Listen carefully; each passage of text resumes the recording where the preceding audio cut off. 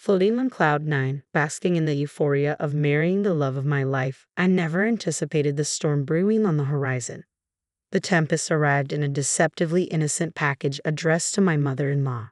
Curiosity piqued, I eagerly tore it open, only to be confronted with a revelation that would shatter the tranquility of our newlywed bliss. In an instant, the harmony between my husband and me unraveled into a nightmare, orchestrated by forces I had never imagined. But I refused to be ensnared in her web of manipulation. My name is Jessica, and just 6 months ago, I joyously wed my husband, David. Our future shimmered with promise, a canvas awaiting the brushstrokes of cherished memories. Yet fate had other plans, unveiling its cruel twist a mere month after our nuptials. As I tended to our home, embracing my role as a dedicated homemaker, the doorbell's chime shattered the tranquility. A parcel, a harbinger of chaos, bore the name of its sender, my mother-in-law. A parcel from my mother-in-law? Intriguing. There had been no prior mention of any such delivery, and David seemed equally unaware. Piqued by curiosity, I untied the knots, securing the box. Within, an unexpected assortment greeted me: clothing, not the stylish ensembles one might anticipate, but rather a collection bearing the unmistakable signs of age and wear. "What is this?" I stammered, bewildered by the sight before me. "Old clothes," came the curt response. I was dumbfounded by the array of garments, some marred by telltale signs of use, others adorned with holes and frays. Among them, relics of bygone fashion eras lingered, now reduced to gaudy remnants of their former glory. As I grappled with this peculiar offering, the shrill ring of the phone pierced the air, a timely interruption from none other than my mother-in-law. "Oh, Jessica dear, did you get my gift?" "No, no. How can you call that a gift? They're clearly old clothes, and they're hideous. Who could possibly consider this a gift?"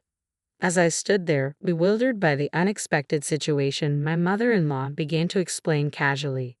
"You see, those clothes are ones I used to wear a long time ago. I found them while tidying up my closet."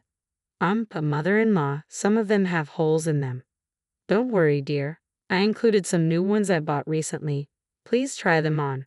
Despite my confusion, my mother-in-law chattered away cheerfully. Was this harassment, or was it genuine kindness? Honestly, I couldn't decipher her true intentions. When my husband David came home from work, he immediately noticed the mountain of old clothes. "Did Mom give you a gift?" "That's nice." It felt more like she was offloading them rather than gifting them. Even so, if my mother-in-law's intentions were kind, I didn't want to seem ungrateful. So I did mention the holes or the poor taste to David. A month later, another package arrived from her. As expected, it was filled entirely with second-hand clothes. This time, the amount was overwhelming, and the designs were even worse than before. "Oh, who would wear these?" I exclaimed in disbelief. I felt bad for my mother-in-law, but this was nothing short of an unwelcome favor. The clothes were just crowding my closet. I should give them away or sell them at a flea market. As I was thinking this, the phone rang. It was my mother-in-law again. "Oh, Jessica, did the clothes arrive?" I gathered some really special pieces this time. Her cheerfulness was almost overbearing. Even so, it would be problematic if she kept sending them regularly. "They're old and not really my style, mother-in-law. I appreciate the gesture, but I don't usually wear such flashy clothes." When I gently declined, her tone suddenly changed, and she became angry. "Excuse me, Jessica. What do you mean by criticizing the clothes I went out of my way to send you?" The correct response is "thank you." "No, actually just wear them, Jessica. Sending you all those clothes will surely save you some money, won't it? The next time you come over, make sure you're wearing what I've given you, okay?" With that, my mother-in-law issued her one-sided command and abruptly hung up the phone. I sighed, realizing I'd made her angry. I had never known her to be so forceful with her opinions.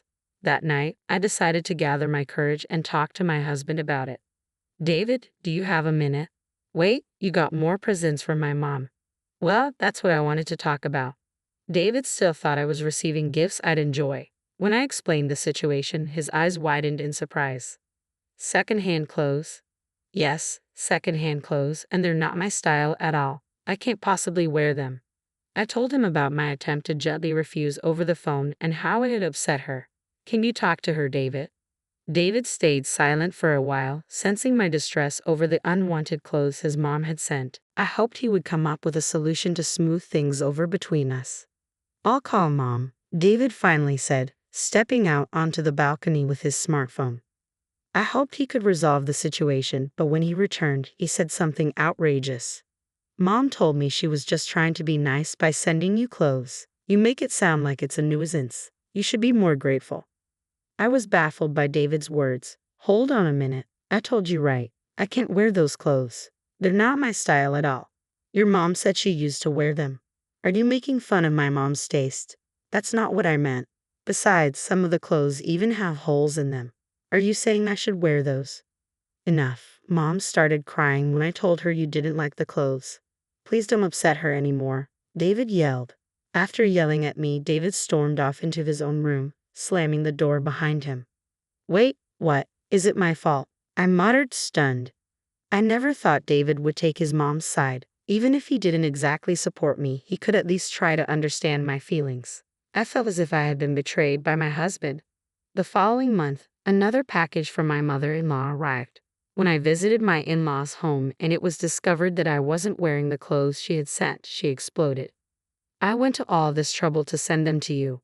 Why aren't you wearing them?" she demanded.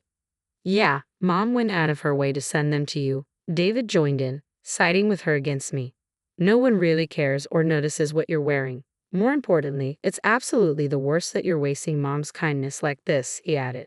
It seemed David was completely on his mother's side. "Do you even understand how I feel being given tasteless old clothes, some even with holes, that are out of style?" I retorted. Everything felt absurd. All my efforts to maintain a good relationship with my mother-in-law and all my explanations to my husband seemed to be in vain, completely ignoring my feelings. David began treating me more like a housemaid than ever before. "What is this food? Are you skimping on it? You're lacking awareness as a wife. You're a full-time housewife, so you should do better. There are wrinkles in the laundry. My mother wouldn't make a mistake like this. Do it perfectly," he criticized. He was becoming incredibly picky. When I bought new clothes, he yelled, "Even though you wasted Mom's kindness, you're buying new clothes." I thought to myself, I don't know if I can continue this married life any longer. Then one day, David's company trip was confirmed. "Make sure you prepare for my company trip starting tomorrow," he instructed me. I, who have been feeling increasingly like a housemaid lately, naturally felt frustrated. However, upon reflection, this might be an opportunity for revenge. My mother-in-law continued to send me tasteless, worn-out clothes, ranging from men's to children's items, and even things I couldn't identify. Lately, she had even started sending me clothes so dirty, I questioned where she had found them. I retrieved the men's clothes from the pile and stuffed them into David's travel bag. This should do. David's company trip was scheduled for 2 nights and 3 days. During this time, I packed all the rags that had been sent from my mother-in-law into his suitcase. The next day, as soon as David departed for his trip, I began packing my belongings. Before leaving the house, I placed filled-out divorce papers on the table. Meanwhile, David, away on his company trip, found himself the subject of ridicule from his colleagues.